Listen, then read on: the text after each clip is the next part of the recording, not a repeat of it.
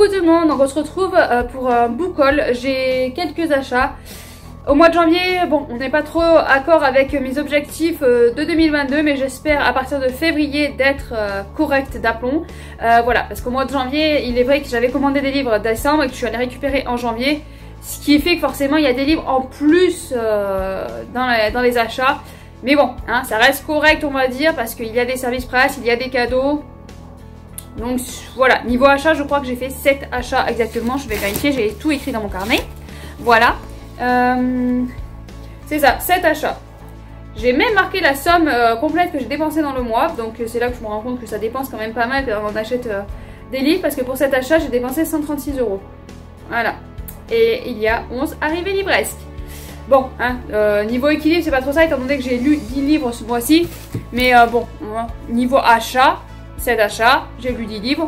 Donc ça va à peu près. Mais c'est vrai que du coup, avec les cadeaux et les services presse, ça va un peu moins. Bon, au lieu de blablater, on va commencer tout de suite. Donc on va commencer par l'indispensable plume blanche. Voilà, donc Sistra de Marine Stengel aux éditions Plume Blanche. Je suis bête. C'est la première épreuve, donc ça va être, c'est un tome 1. Il ne doit en rester qu'une, l'autre doit s'éteindre à tout jamais.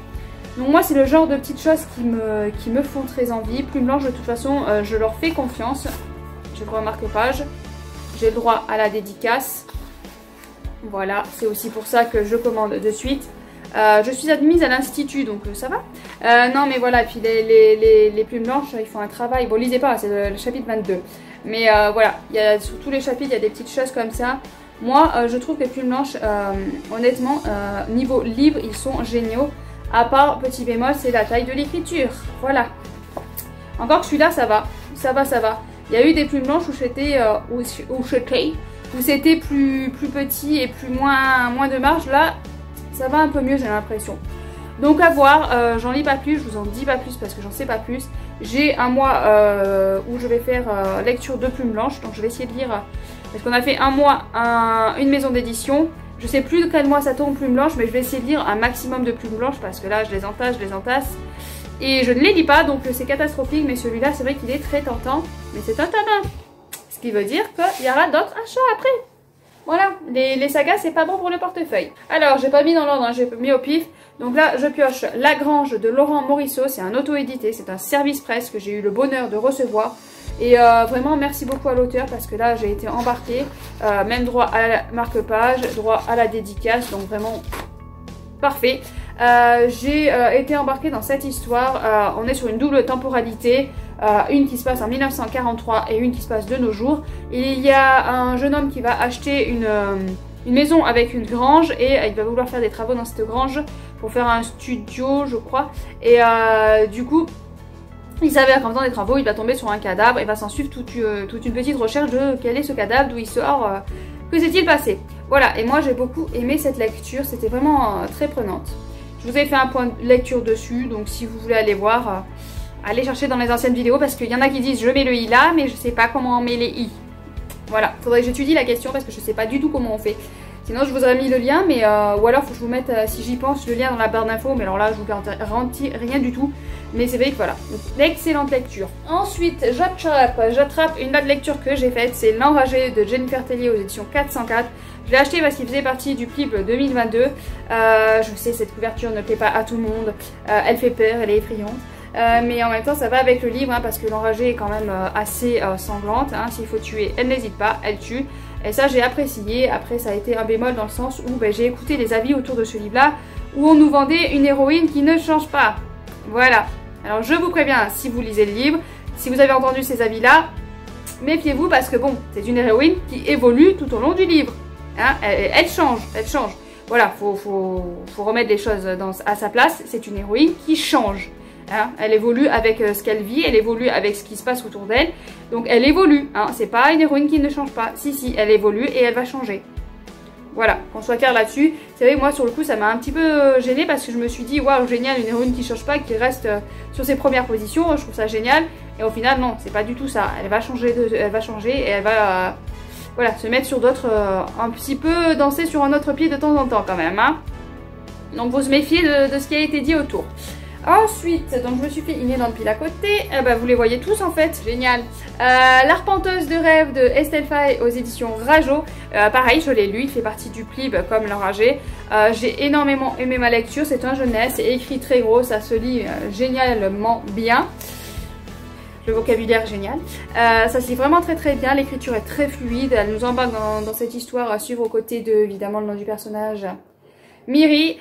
Miri qui va, voilà, malencontreusement, il va se passer quelque chose où elle va perdre sa sœur, elle va plus tard avec le temps se reconstruire une nouvelle famille et faire tout pour la sauver cette famille. En sachant que Miri a un pouvoir, un don, c'est d'arpenter les rêves. Voilà, elle peut ramener des choses, des rêves, et ça c'est un don assez rare, donc voilà.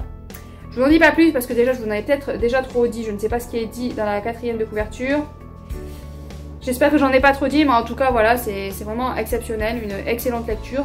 Ensuite, alors celui-là c'est un livre que j'avais commandé en décembre et que je suis enfin allée chercher en janvier. C'est La Trahison de Camelot, l'Ascension de Camelot, le tome 2 de De Saxus de Kirsten, non, de Kirsten White aux éditions de Saxus, remettons les choses en ordre. Alors j'ai le tome 1, voilà, déjà moi je trouve magnifique, les livres de Saxus ils sont magnifiques. A priori, si j'ai bien compris, ils reprennent exactement les éditions originales, c'est-à-dire que les couvertures et tout ça, ça reste les éditions originales. On a le même à la fin. Du coup, moi, je trouve que c'est vraiment magnifique. Et les éditions en anglais, en général, elles sont vraiment très très belles. Donc c'est une chance de pouvoir avoir ça dans nos bibliothèques quand on ne sait pas lire anglais. J'ai pas lu le tome 1. Je me suis procuré le tome 2, mais parce que je le veux en hardback. Voilà, c'est du dur. J'ai commencé, j'ai acheté les hardbacks et donc voilà, je voulais absolument le hardback. J'espère que ça va me plaire du coup, parce que du coup j'ai les 2 premiers tomes que je n'ai pas lus, mais que j'ai la stupidité d'acheter le 2e tome sans avoir lu le tome 1, c'est tout, simplement, parce que je voulais du dur. Et puis c'est pas la seule saga, hein. La plupart du temps j'achète les tomes 2 sans avoir lu les tomes 1. Ne cherchez pas à comprendre, hein, c'est une manie de vouloir toujours avoir la saga en entière dans la bibliothèque et de ne jamais les lire. Là c'est le problème des lecteurs. Alors, un Inception. De l'autre côté des étoiles de Jérôme Patalano aux éditions donc Inception, que j'ai commandé pour avoir le marque-page, la dédicace. Alors je préfère que ce soit sur le livre parce que le marque-page a tendance des fois à se carapater entre des mains d'enfants. Mais bon, on va essayer de bien garder le marque-page dedans. Je ne sais plus trop de quoi ça parle. Presque à 18 ans, on s'amuse, on sort, on drague. Elle vient d'apprendre que toute sa vie a été basée sur un mensonge, un monde aux côtés très particulier, entre guildes secrètes, attentats surnaturels et son arrivée au sein de la dure académie d'élite, Chloé découvrira son passé. Voilà, bon, j'ai lu vite fait hein, quelques mots dans le résumé. Moi ça m'avait attiré, ça m'a donné envie, c'est du Inception donc bon voilà. Vous voyez aussi qu'à l'intérieur c'est très très joli. Voilà, que dire de plus à part, ça donne envie tout simplement, comme tous les livres que j'ai achetés et que je n'ai pas lu. Alors on arrive avec Les âmes inconscientes de Rod Marty aux éditions Scrinéo. J'ai juste commencé là, j'ai lu 18 pages. Je faisais le Read With Me de Il est bien ce livre sur son Twitch hier soir. Et puis j'ai eu une coupure de courant. Voilà. Donc le Read With Me il s'est coupé un petit peu au milieu. Donc j'ai fait la première partie, j'avais fini un autre livre et j'avais attaqué celui-là. Donc j'ai lu 18 pages, même pas parce que ça commence à la page 11. J'ai lu cette page et puis après coupure de courant. Donc bon, va lire dans le noir, c'est un peu plus compliqué. Et puis il n'y avait plus de chauffage, on se gelait. Voilà, le bonheur de chauffer à l'électrique. Bon, on n'est pas là pour parler d'électricité, on est là pour parler des âmes inconscientes. Donc là, on va suivre 5 jeunes ou pas jeunes, je sais pas si c'est forcément des jeunes. 5 personnes en tout cas. Il va y avoir un attentat à Washington et on va suivre ces 5 personnes-là à l'heure actuelle avec cet attentat. Et puis aussi dans le passé, dans une vie antérieure, au temps des colons. Je sais plus, je crois que c'est au temps des colons. Voilà, donc on va suivre ça et voir comment les vies antérieures peuvent répercuter les vies présentes. Je crois que c'est ça. Mais en tout cas, voilà, ça m'avait beaucoup intriguée et beaucoup intéressée parce que j'aime beaucoup ce système avec les vies antérieures, ce que peuvent provoquer à force de cumuler des vies comme ça. Voilà pour celui-ci. Hop, j'attrape Les Oubliés de Lama, hein, le gros bébé. Les Oubliés de Lama de Florian Soulas aux éditions Scrinéo SF. Je l'ai lu, j'ai beaucoup aimé ma lecture. J'ai eu des petits moments, j'avoue, où c'était, j'ai trouvé ça un petit peu long et puis après trop rapide. Voilà, le niveau rythme, c'était pas forcément ça parce que il y a par moments, j'étais très long. À la fin, par contre, ça va très vite. Faut arriver à suivre parce que ça, il y a tout qui s'enchaîne à la suite. Les 250 dernières pages, voilà, tout s'enchaîne vraiment assez vite. Et la dernière phrase à la fin m'a... Voilà, je suis tombée, je fais non, non. Voilà, hein. Je peux pas vous en dire plus, c'est la dernière phrase. Donc si je vous donne la dernière phrase, vous allez dire bon, ok, pas besoin de lire le livre. Mais ouais, j'ai beaucoup aimé ma lecture, c'était assez entraînant. On est sur Lama. On est sur Lama, donc c'est un regroupement d'objets, de vaisseaux qui ne sert plus et qui va faire que des gens vont y habiter. On est dans l'espace, hein. Et du coup, voilà, on va retrouver une scientifique, je sais pas si c'est dit, physicienne. On va retrouver Kat, qui est physicienne, qui est allée sur Lama pour essayer de retrouver son frère jumeau. Et elle va tout faire pour essayer de le retrouver. Celui-ci faisait des courses de vaisseau. Donc on va suivre un petit peu ça. Et voilà, pendant 600 pages, on est embarqué là-dedans. Et c'était vraiment une très très bonne lecture. Hop! D'ailleurs que je finisse de filmer le vlog. Parce que j'ai fini le livre et j'ai toujours pas fini le vlog. Donc là c'est un service presse que l'auteur est venu me voir pour me dire si ça m'intéresserait de le lire. Donc c'est de Emmanuel Bourgoin, derrière la porte. Il m'a fait une jolie petite dédicace, donc je le remercie avec un marque-page, je le remercie aussi. J'ai lu juste, voilà, j'ai lu juste le prologue. Et puis après je suis passée aux lectures du Plib et j'ai posé et je l'ai pas repris. Par contre c'est un gros bébé, il est très très lourd et il me fait assez peur parce que bon voilà, faut que je le lise, je crois qu'il faut que je le lise avant fin février. Mais avec toutes les lectures du Plib que j'ai et tout ça, enfin ça va être très compliqué, je vais essayer de le caler comme je peux.